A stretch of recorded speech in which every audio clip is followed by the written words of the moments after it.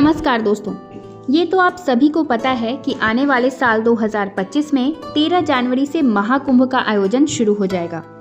इसका समापन 26 फरवरी यानी कि शिवरात्रि के दिन पर होगा।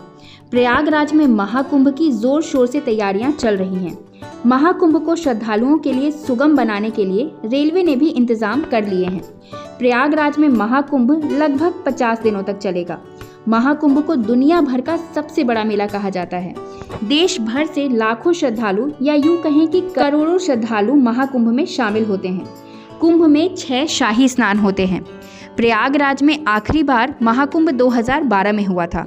इस मेले को लेकर कई पौराणिक मान्यताएं और कथाएं हैं। आज की इस वीडियो में महाकुंभ को लेकर क्या तैयारियां चल रही हैं, हम इस पर एक नज़र डाल लेते हैं। तो इस बार के महाकुंभ में रेलवे ने भी श्रद्धालुओं को बहुत बड़ा तोहफा दिया है। प्रयागराज में अब टिकट बुकिंग के लिए श्रद्धालुओं को रेलवे स्टेशन जाने की ज़रूरत नहीं होगी। अब श्रद्धालु कुंभ मेले से ही ऑनलाइन टिकट बुक कर पाएंगे। इस ऐप से श्रद्धालु कहीं से भी टिकट बुक कर पाएंगे। आपको बता दें कि महाकुंभ को लेकर रेलवे की तरफ से 50 शहरों से स्पेशल ट्रेन्स चलाई जा रही हैं। रेल के माध्यम से हर रोज़ महाकुंभ में 20 लाख से ज़्यादा लोगों के पहुंचने की संभावना जताई जा रही है। प्रयागराज महाकुंभ में इस बार न सिर्फ श्रद्धालुओं और पर्यटकों को ई रिक्शा और ई ऑटो की सुविधा मिलेगी, बल्कि महिला श्रद्धालु और पर्यटकों के लिए पिंक व्हीकल की भी सुविधा उपलब्ध होगी। इसके लिए ओला और उबर की तर्ज पर ऐप के माध्यम से उनकी बुकिंग हो सकेगी। ग्रीन एनर्जी को बढ़ावा देने और महाकुंभ स्थल को प्रदूषण मुक्त रखने के लिए बड़ी संख्या में ई ऑटो और ई रिक्शा चलाने का फैसला लिया गया है। साथ ही इनके चालकों को प्रशिक्षण भी दिया गया है, जिससे इन ई रिक्शा और ई ऑटो के ड्राइवर लोगों के साथ अच्छा व्यवहार भी कर सकें और इन्हें महाकुंभ स्थल की भी जानकारी हो। राज्य सरकार की ग्रीन एनर्जी को बढ़ावा देने की पहल के तहत बड़े पैमाने पर ई व्हीकल चलेंगे। शहर को प्रदूषण से मुक्त रखने के लिए 15 दिसंबर से ही श्रद्धालु और टूरिस्ट को इस सुविधा का लाभ मिलेगा। खास बात यह है कि महिला श्रद्धालुओं की संख्या और उनकी सुविधा और सुरक्षा को देखते हुए पहली बार पिंक व्हीकल की सुविधा भी दी जाएगी। पिंक ई रिक्शा और ई ऑटो में सिर्फ महिलाएं ही चालक होंगी, यानी इन्हें महिलाएं ड्राइव करेंगी। इस सुविधा से महिला श्रद्धालुओं को लाभ होगा। सामान्य और पिंक व्हीकल दोनों के लिए ऑनलाइन बुकिंग की व्यवस्था भी की जाएगी, जिससे लोगों को ई रिक्शा और ई ऑटो की बुकिंग में कोई दिक्कत ना हो। शुरुआत में करीब 40 पिंक टैक्सी की सुविधा उपलब्ध होगी। बाद में ये संख्या और ज़्यादा बढ़ाई जाएगी। ये ई व्हीकल्स रेलवे स्टेशंस, बस अड्डे, हवाई अड्डे और सभी होटलों से आराम से उपलब्ध हो सकेंगे। शहर को पूरी तरह प्रदूषण मुक्त रखने के लिए ये फैसला किया गया है। खास बात कि श्रद्धालुओं को मनमाना किराया वसूलने वाले रिक्शा चालकों से छुटकारा मिलेगा। इसके लिए बाकायदा उनकी रेट की लिस्ट तय की जाएगी। यूपी के स्टार्टअप कॉम्फी ई मोबिलिटी ऑनलाइन ई रिक्शा और ई ऑटो बुकिंग की सुविधा प्रदान करेगी। महाकुंभ में आने वाले लोगों का अनुभव अच्छा हो, इसके लिए सभी ड्राइवरों को अच्छे व्यवहार की ट्रेनिंग दी जाएगी। जिन श्रद्धालुओं को हिंदी या अंग्रेजी भाषा में दिक्कत है, उनकी सुविधा के लिए सभी ड्राइवरों को गूगल वॉइस असिस्टेंट की ट्रेनिंग भी दी जा रही है।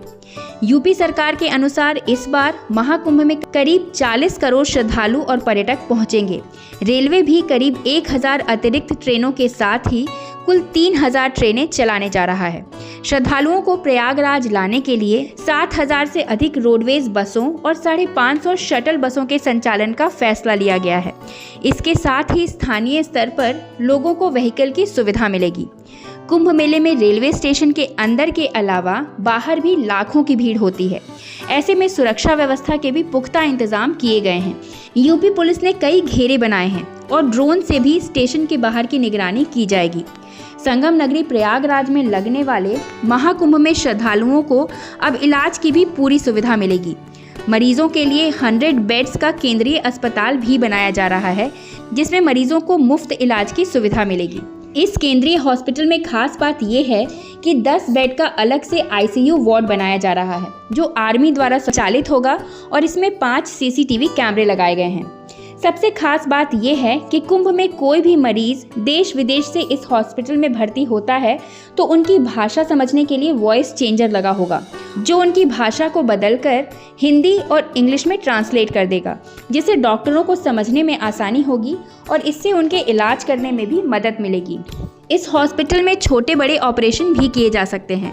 हर गंभीर बीमारियों के इलाज के लिए डॉक्टर भी बैठेंगे। राम मंदिर प्राण प्रतिष्ठा के दौरान भी साइबर फ्रॉड का खतरा था। माना जा रहा है कि महाकुंभ के दौरान साइबर ठग गलत जानकारी देकर देश विदेश से आए लोगों को ठग सकते हैं। इसीलिए गृह मंत्रालय की तरफ से प्रयागराज महाकुंभ के दौरान मल्टी एजेंसी कंट्रोल रूम बनाया जा रहा है। उत्तर प्रदेश प्रयागराज में गंगा के किनारे बसा शहर सांस्कृतिक जश्न का केंद्र बनने जा रहा है। जिले में 2025 में होने जा रहे महाकुंभ की तैयारियां जोर शोर से चल रही हैं। ये जश्न पूरे 45 दिनों का होगा, जो कि 13 जनवरी से 26 फरवरी तक चलेगा। ये महाकुंभ साल 2012 में हुए महाकुंभ से करीब 3 गुना बड़ा होने वाला है। सूबे की सरकार ने 15 से ज्यादा विभागों को तैयारी के प्रोजेक्ट्स की जिम्मेदारी सौंप दी है।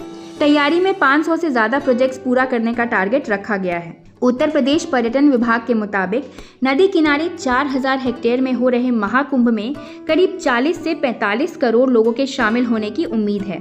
इस आयोजन का अनुमानित बजट करीब 6382 करोड़ रुपए है, जिसमें से 5600 करोड़ रुपए से ज्यादा पहले ही आयोजन और संबंधित परियोजनाओं के लिए अलग रखे जा चुके हैं। समाजवादी पार्टी सरकार के शासनकाल में 2012 में हुए कार्यक्रम में बजट 1152 करोड़ रुपए था, जिसमें करीब 12 करोड़ लोग शामिल हुए थे।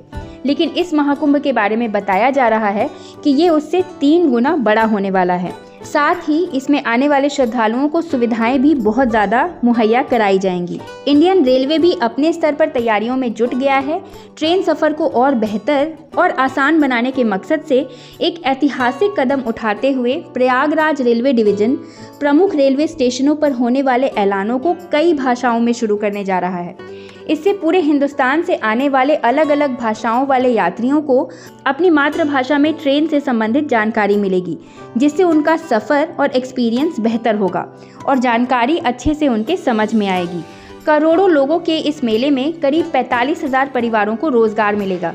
इसके अलावा इससे न केवल प्रयागराज बल्कि बनारस, अयोध्या, मथुरा और विंध्यवासिनी धाम में भी पर्यटन को बढ़ावा मिलेगा।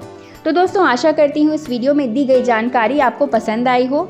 अगर ये वीडियो आपको अच्छी लगी है, इस वीडियो को एक लाइक ज़रूर करिए, वीडियो को ज़्यादा से ज़्यादा शेयर करिए। अगर आप चैनल पे नए हैं तो चैनल को सब्सक्राइब कर लीजिए और ऐसे ही अन्य वीडियोज़ के लिए हमारे चैनल से जुड़े रहिए। धन्यवाद।